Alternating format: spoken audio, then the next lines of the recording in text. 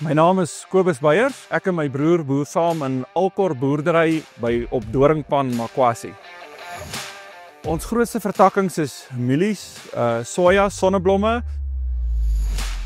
Ons werk so rondom 3000 hektaar waarvan groot gedeeltes van ons eie grond is, maar ook 'n redelike gedeelte van ons grond bestaan uit huurlande. Ons kom uit 'n baie tradisionele familieboerdery uit. My oupa het in 1976 al grond gekoop by die regering toe Bloemhofdam klaar gebou is. In 2017 het ek en my broer en my pa ons eie identiteit gestig onder Alkor boerdery.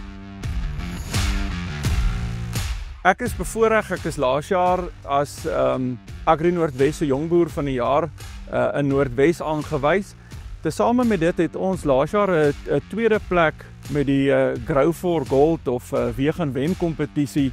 En daarvoor is ons net so dankbaar om te weet 'n ou kan kompeterend wees. So my verhouding met Diefert kom eintlik van jare terug al. My paal destyds in Beyers & Beyers Trust al met die destydse Driehoek Kunsmis besigheid gedoen.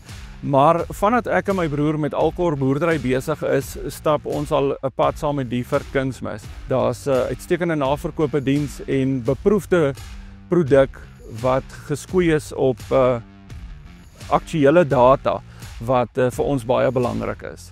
So by Diefert maak ons gebruik van enkel produkte, maar ook van hulle mengsels op ons sonneblomme, ons mieliekultivars en dan met die sojas ook is daar 'n biologiese deel wat vir ons 'n volle pakket bied.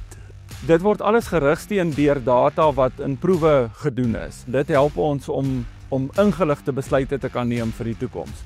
En daardeur verseker ons weer dat ons kan volhoubaar aangaan. So Diefert sal ek enige tyd aanbeveel vir medeboere, medelandbouers. Dis werklik kundige mense en mense met wie jy 'n persoonlike verhouding kan opbou en 'n pad kan stap. Vir jong boere sal ek graag wil sê, hou moed. Daar's altyd 'n toekoms in die landbou. Solank as daar volk is wat moet eet, gaan ons werk hê en dis ons plig om kos op die tafel te sit. Maak seker jy gebruik kundige mense, maak seker jy die regte insette en die regte sommetjies maak, want dit hang alles af van jou volhoubaarheid en om deel aan hierdie kosmandjie van die land te kan hê.